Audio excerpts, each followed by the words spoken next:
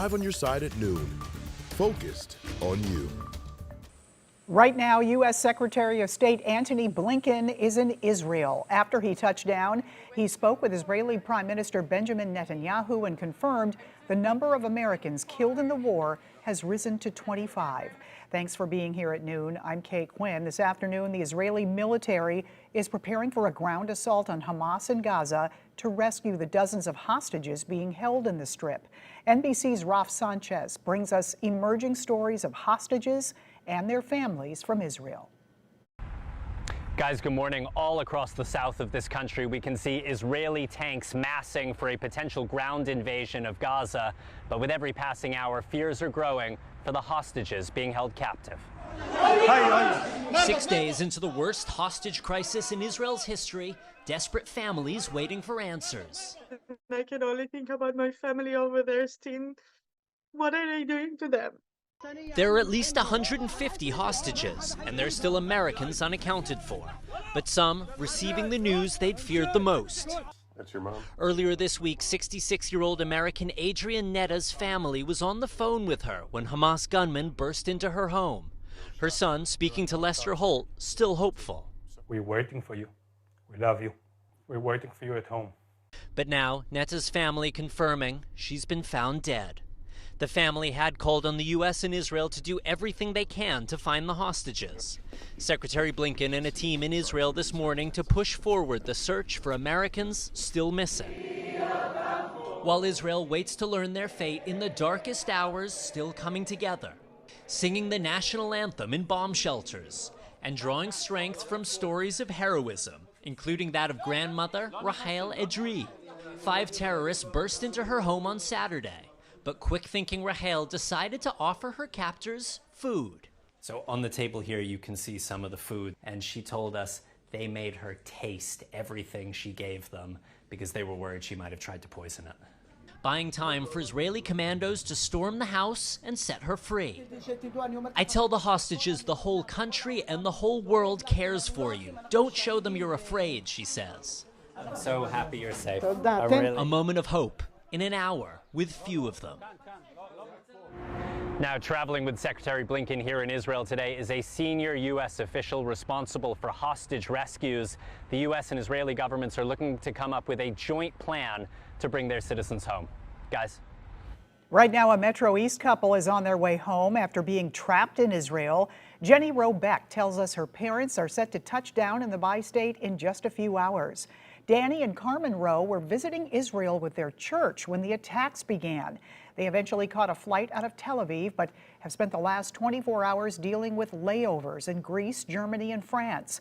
As they escaped Israel, here in St. Louis, hundreds of people in the Jewish community gathered in solidarity to support Israel.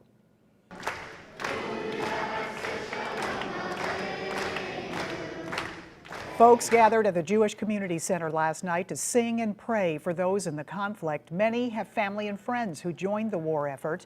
Some shared they feel attacked on all fronts as they fight hate and anti-Semitism here while their loved ones fight in the war. It can be really isolating to be Jewish right now, especially when you're unable to help directly with everything that's going on.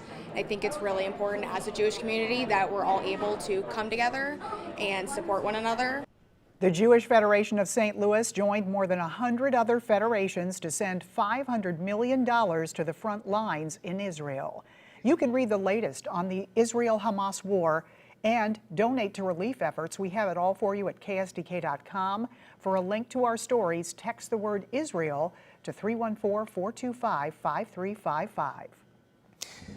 And the weather first forecast looks incredible if you like 80-degree weather here in October, and a lot of us do. Just enjoy this warm weather. The wind, you notice it's up. South wind right now at Lambert, 17 miles an hour sustained, and gusts to about 23 miles an hour. So around the area right now, it is just wall-to-wall sunshine, no matter where you look. So Chesterfield, Highland, Illinois, downtown St. Louis, and into Cuba, Missouri. So not a cloud in the sky. 73 degrees, south wind at 17, and that humidity not bad at all at 49%. But the wind is going to be up. It's going to stay up all day. In fact, some of those gusts to about 30 miles an hour, even overnight tonight. Put this into motion. It dies a little bit, but still some gusts to about 20, 25 possibly even overnight tonight. And then as we get into tomorrow, it's a really windy day and we start to get cooler. Plus our rain chances are increasing.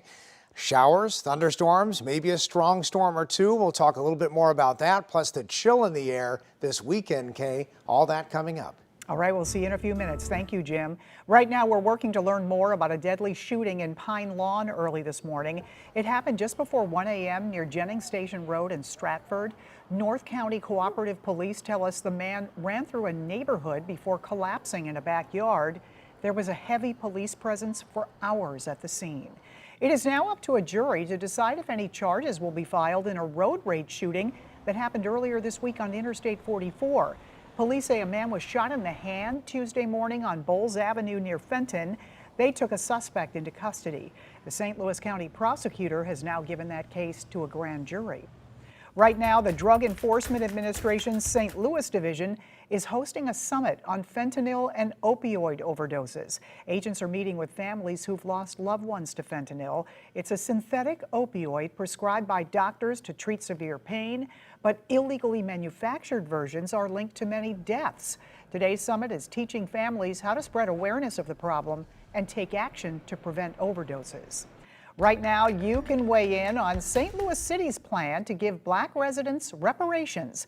5 on your side, Sydney Stallworth reports from City Hall with how you can have your voice heard. The City of St. Louis is asking for your recommendations on how direct reparation payments should be distributed to Black residents. City officials say many are still impacted by the effects of slavery, segregation, and other race-based harms. The St. Louis Reparations Commission met virtually yesterday to talk about some of the suggestions so far. And if you have an idea, the next meeting is in person and it's October 28th. The location hasn't been determined just yet. That'll be followed by another virtual meeting November 8th, and you can find a link on the city's website. The commission has researched the major discrepancies in income among African Americans and other area residents. Because of this discrepancy, officials say it's hard for the commission to define the payments. Residents have recommended reparations payments of $25,000. One man from Mill Creek says his family endured toxic chemicals, and it'll be hard for the city to right that wrong. The vice chair of the commission tells us how likely it is for St. Louisans to see these direct reparations. I think it's actually likely. We've watched the landscape, the national landscape. Some communities have started this and they are far along. Some have actually moved further. Some communities have floundered. The commission will continue to meet until the end of December before drafting a final report that'll be presented to the Board of Aldermen in January. Reporting downtown, I'm Sydney Stallworth, 5 on your side.